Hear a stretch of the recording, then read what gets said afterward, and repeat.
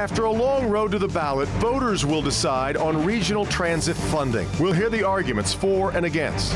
And inside the race for Detroit School Board, 7 seats, 63 candidates. Today is Sunday, October 16, 2016, and this is Flashpoint. Hi, welcome to Flashpoint. Hope you're off to a good start this morning. Have you had enough of the campaign yet? You know, for all the jokes people have made about moving to Canada after the election, this is where you may really covet the Canadian system. The last Canadian election campaign cycle lasted 78 days, and for many Canadians, even that was too long. The average campaign in the Great White North is 50 days. And the congregation said amen. But with just 3 weeks to go, we've got a number of vexing issues to get to. Last week, we set up the debate on mass transit, and today we'll have both sides having their say. Is it time to pony up, or is it time to throw in the towel and admit it just doesn't work here for whatever reason? And this is a huge election for Detroit Public Schools. Citizens have begged for local control to be returned, and that moment is on the horizon. But are voters really prepared for a list of candidates that runs into the dozens? We're going to try to help you figure your way through it all. It's this morning on Flashpoint.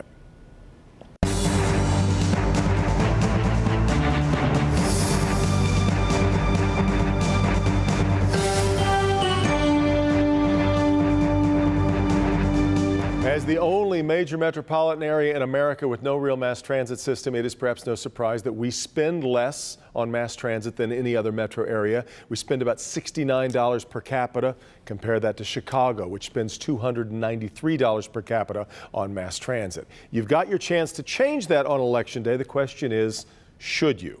Do you want to? Let's talk about one of the most vexing issues we face in Southeast Michigan.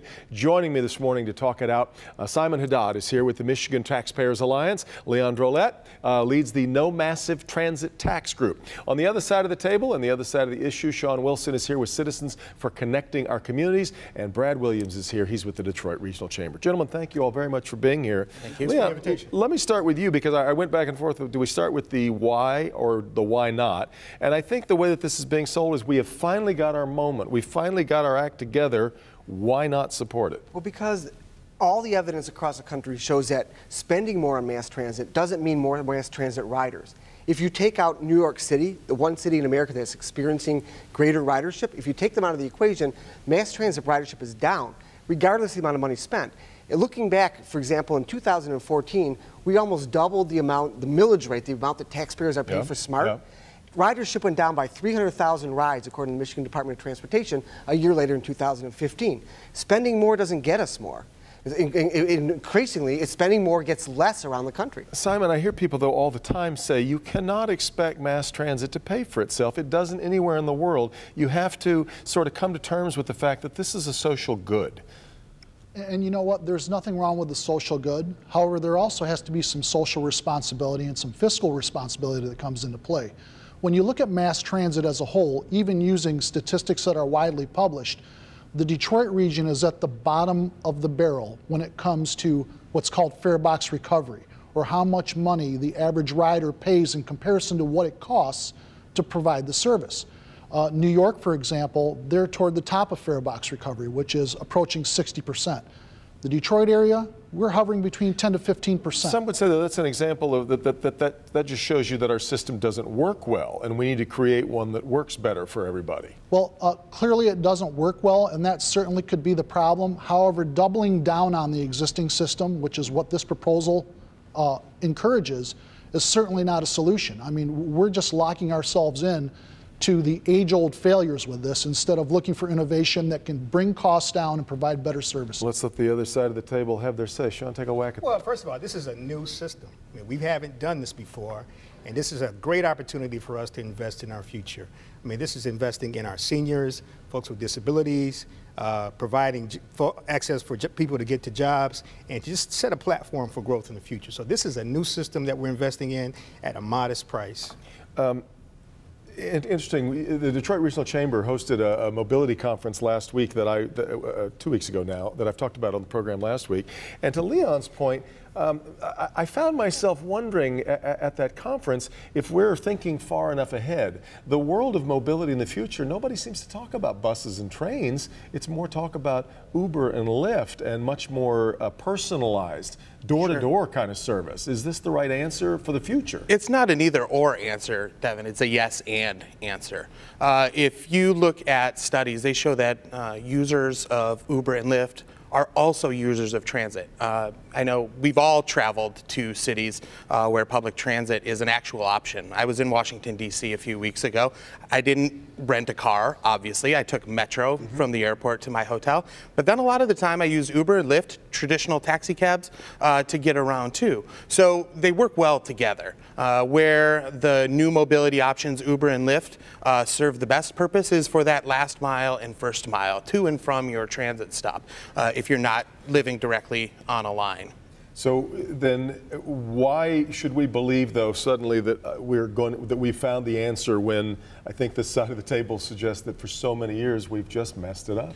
Well, you're right. We haven't had a functioning transit system in this region, certainly in my lifetime. I think it was the mid-'70s when President Ford had $600 million on the table to build a real transit system in this region, and we couldn't get our act together. We've got this opportunity now to connect our communities. We don't have a system that fully connects our communities, that provides independence for seniors and people with disabilities, that connects people to jobs. You know, 92% of the jobs in this region can't be reached by transit within 60 minutes.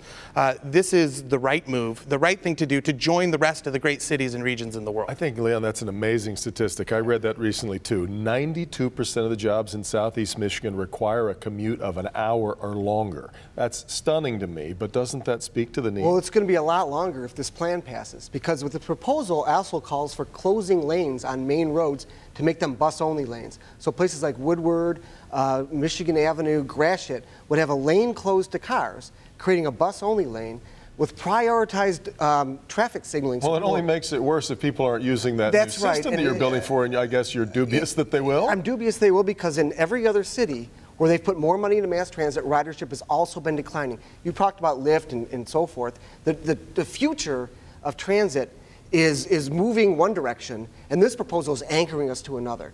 It's anchoring us to 1974 mass transit system that might have been a good idea decades ago, but it's anchoring us to 2 decades of something that's changing rapidly everywhere else, but we are going to lock ourselves into today.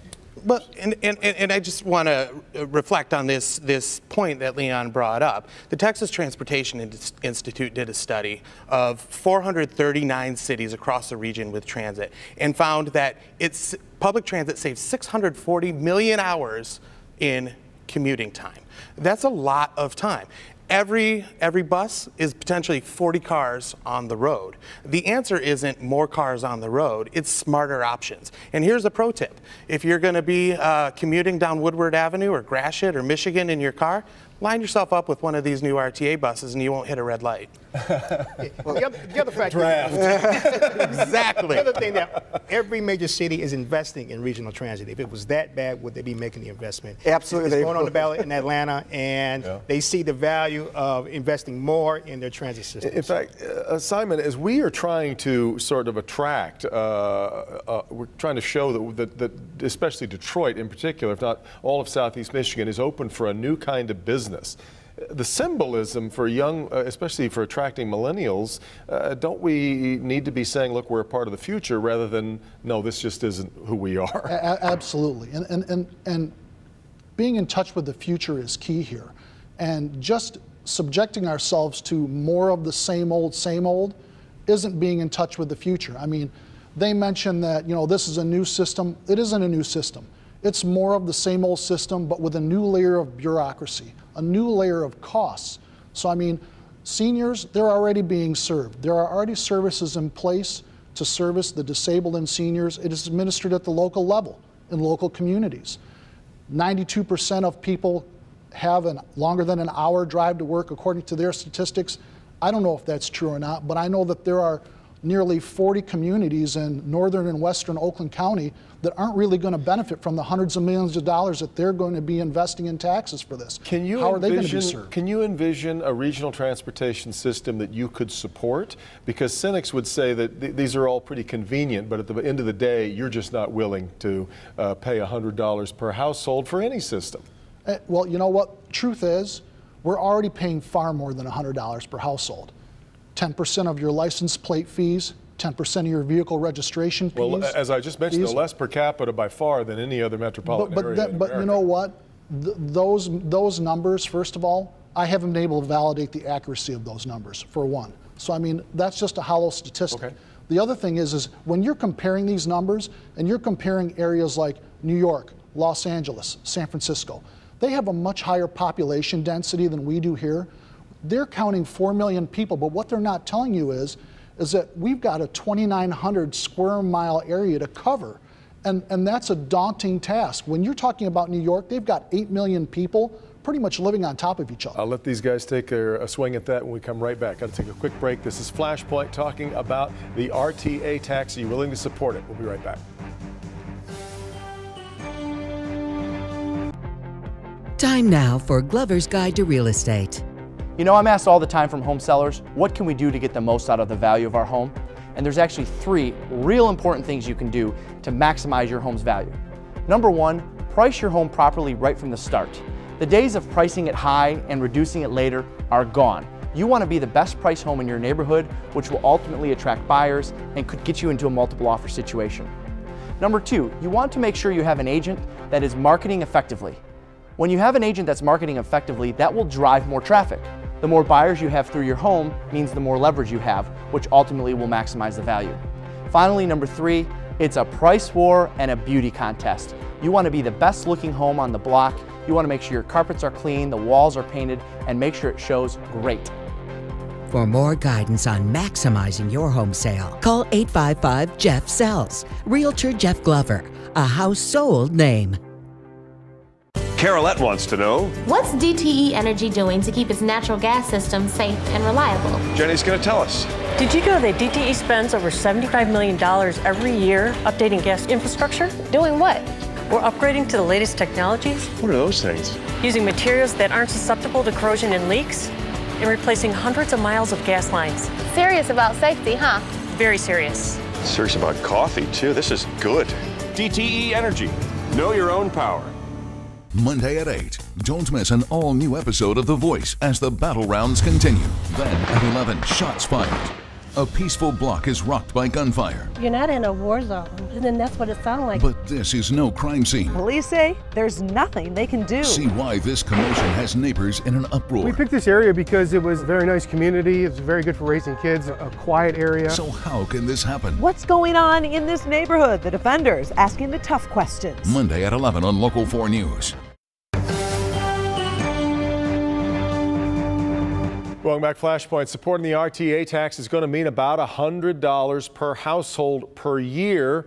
A lot of people believe that this is the statement about the future that we need to make in Southeast Michigan, but others believe looking at the past is why you should be convinced to vote against it. Your thoughts, Sean, on what we just heard? Well, I believe it's closer to 96 per year, but that's neither here nor there. But I just know that since we've started this campaign, you know, you hear the countless thousands of stories of folks who can't make it to an appointment if you're ill, who have trouble getting to school, who want higher education, of people who can't get to work. I mean, you just hear those stories time and time again, and I just can't understand why you won't support this. Because we've seen 3 tax increases for mass transit in this region in terms of SMART, where I live in Macomb County. Every time there's been a promise for better services, all we get are more empty buses. Empty buses driving up on the street while our taxes go up. And if you want to know exactly what this will count, is it $96, it's $100? It's $120 for every $100,000 worth of taxable value on your home or business. So your viewers should ask themselves, how much is my home or business worth? Get the taxable value for that, and it's $120 for every $100,000 of taxable value. I believe it was the Free Press that pointed out in their endorsement of this that if this was about SMART or DDOT, which you're kind of talking about, its failures in the past, they wouldn't be able to support it either. But to Sean's point, this is something new. How is it new? Not, do SMART and DDOT go away? What happens to SMART and DDOT? They don't go away. They're still exactly there. And here's a question. This is a regional approach to transportation. Let me ask you why it takes $4.6 billion to coordinate routes. That SMART and DDOT for $305 million a year that they're getting today can't coordinate a route? But to Devin's earlier point, what's your plan? Well, coordinate routes. Here's my plan. Places like Fort Worth, Dallas, other communities are actually contracting out the operation of their mass transit system to private companies like MV Transit and others, and saving 45% on the operation costs of their transit system. Let's economize with what we spend. To the usage question,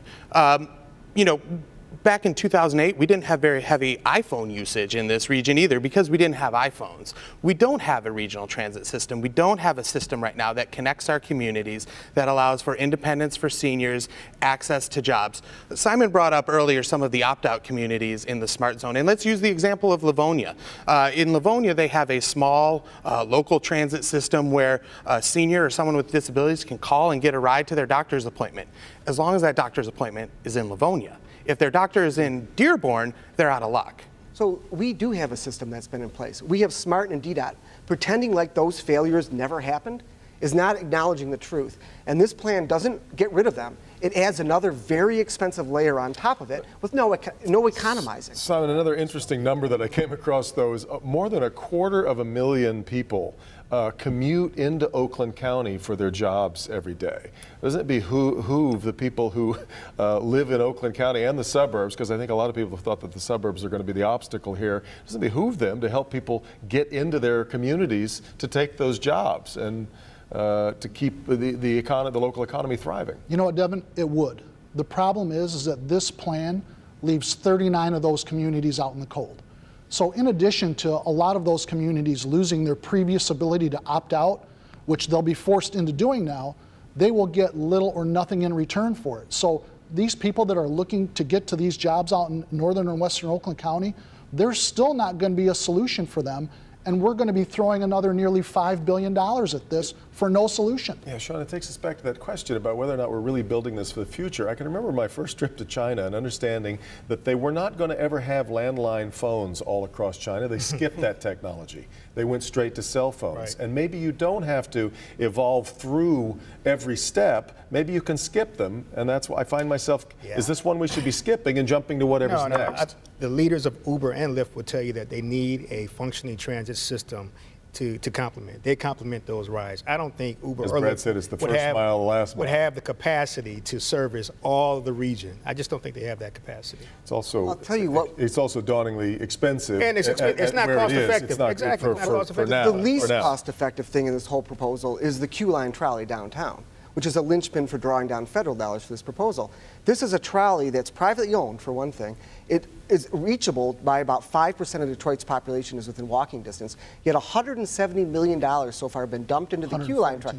$142 million into the Q line trolley, which is more than the entire DDOT budget for a year.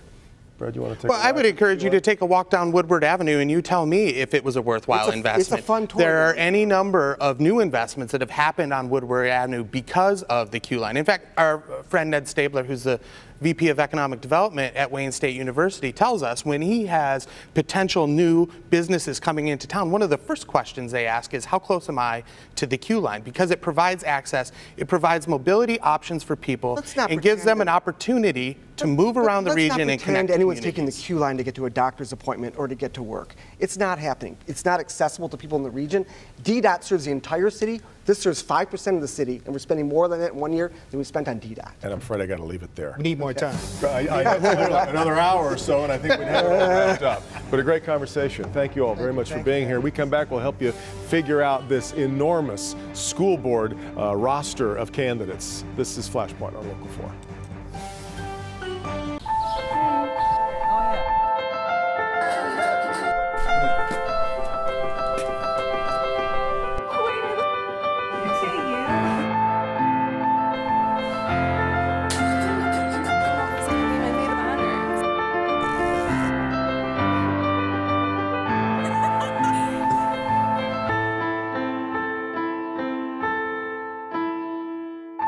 Celebrate life's special moments at Ahee Jewelers. Thank you, thank you, thank you. Every day you inspire us to move forward, to to stay on our toes, to do more, better.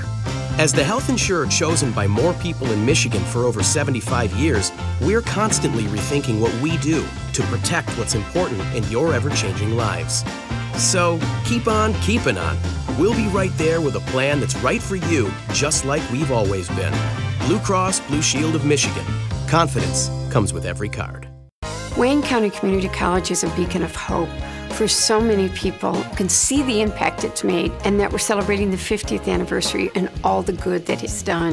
It has been the pathway for so many to obtain a higher education. Congratulations to Wayne County Community College for 50 years of service to Detroit, Wayne County, and all of Southeast Michigan. Making education much more available and affordable.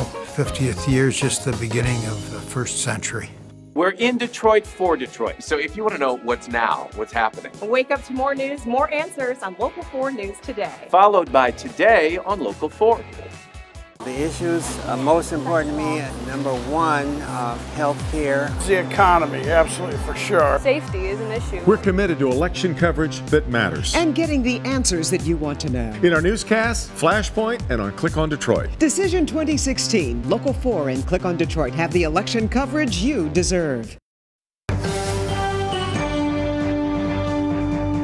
All right, welcome back. Detroiters will again find school board candidates on their ballots. 7 seats are open, but to get there, you've got to winnow the field of more than 5 dozen candidates. So what to do? Let's do what I'll do this morning. I'm turning for the expertise of Chastity Pratt-Dawsey, education writer for Bridge Magazine, and Bankley Thompson of the Detroit News and the host of Redline on AM 910. Chastity, it's daunting. It really matters. And yet you've got this enormous field of candidates, and most of those candidates, as the various media outlets have asked them to fill out questionnaires, they're not even turning them in. So how in the world is the average voter supposed to proceed? It's an overwhelming ballot, so you know the voters are going to be overwhelmed with 63 candidates. Right now, there are a few churches and organizations that are having forums. Now, you never know who's going to show up. Yep. 63 people are not going to show up at these. You would hope. If 63 people do show up, what do you do? That's crazy. Not at all. So I've seen people going to different forums across the city to try and meet the people, talk to the people, listen to what they have to say. But, I mean, you know, this is Detroit. Whose name do you recognize? That's really what it usually boils down to, and will likely happen again here. What's your take on what we're watching here, Bankley? Well, look, it's unfortunate. You have a David Murray who's running again and was a top vote getter at one point. His name is Reverend David Murray. Legally changed. Actual name, legally changed. Legally changed. And what you see, Devin, is really unfortunate because there's dozens of candidates, and it really makes it difficult to really, pin them down to find out why they're running and, what record are they running on. And so at the end of the day, voters are more, people don't want to spend too much time at the polls, so they're more likely to go with the names that they recognize. And then the larger question becomes, are we going back to the past or are we moving forward? Yeah. Because I think you could argue that whatever metrics this Lansing used in their various takeovers, the first one all the way back to the mid-90s, I think there was no trust in the governor's office at the leadership at the local level. Now, that may not be anybody's idea of a good reason for usurping voters' rights, but we did have kind of, Chastity, I guess for lack of a better word, a real cast of characters that have populated that board over the years that have brought some ignominy even to the district. Absolutely, but since the state takeovers, you've had school board members who had no authority. So that's where we are right now. The people in the city of Detroit who have to make this vote know that the school district boards have not had any authority, and being put in a position where the district was really insolvent was not the fault of that cast of characters. It was the fault of the state. So what we have now is people saying, okay, what is this new school board going to be able to do, and who's fit to fill those jobs? It's a really hard question to answer because there's a financial review commission that is going to be over this newly elected school board and ultimately have authority. So when you look at this ballot and you say, who's fit to be on the school board, it's hard to answer that question because you don't really know what they are going to be able to do. Right. Really great point. And the other side to that, I think also the emergency managers, was like musical chairs, have not done much for the district. I mean, because the deficit kept ballooning and all of that. But here's a bigger question, Devin. Not everybody gets to run for a board of education. You don't just put anybody on a board of education, because you're basically saying that these individuals are qualified or competent enough to speak for my child or to represent this city's image. And what we've had in the past, let's be honest here, the state, yes, I mean, I think the state intervention was wrong, was abysmal, has been vindicated, has not really done much for the district, but Detroit as well, there's something also called taking care of our own, affairs here. And when you look at the past, I could not understand, and I could not even comprehend how an Otis Martis, who was functionally illiterate, cannot even construct sentences together, could be elected by his peers to serve as president of the Board of Education. I mean, what does that say? I mean, so I think there's some serious house cleaning that we also, people have to do here. Again, we could talk about the cast of characters, but we also have to understand that they had no authority during that time, that those people were on the school board. Which, in fact, makes me wonder about the position of the people who've been on that board now. They have spent most of their existence in recent years hammering away and howling into the wind of Lansing. And now you kind of have to be able to work with, as you're pointing out here, you have to work in a very cooperative way to get things done rather than just being at odds all the time. It's interesting that they've got this opportunity. When the first thing that came out of the House in Lansing, it looked like it was going to be maybe 7 or 8 years before, before control was, Stephen Rhodes wanted it back sooner, so there's a lot of pressure on this board to get it right. The former board spent a lot of time saying, look, the state made this problem happen in Detroit, and we don't want anything to do with the state. They had some victories. They finally convinced people to look at the state's involvement in the fiscal crisis in Detroit public schools, and the school board was really instrumental in changing the emergency financial manager law to the emergency manager law, which we know the people in the state of Michigan didn't want. But really, make no bones about it, you got two camps of people who are running for school board. You have people who are saying, okay, this is a new system, you're going to be elected, you're going to have some authority, which is way different than before. Let's work with the system, try and make it better. And you're going to have those people who are running and saying, look, the state is still involved, it's not fair, we're the only district, and we need to stop this right now and get full authority back in Detroit. Two camps are running. Really good advice, I hope. The onus really is on you, on the voter, to get informed, because the stakes are pretty darn high, and it's just not going to be an easy decision to make. Get out and get informed as best you can. Thank you guys very much for being here. Meet the Press coming up next. Have a great week. See you next time back here for Flashpoint.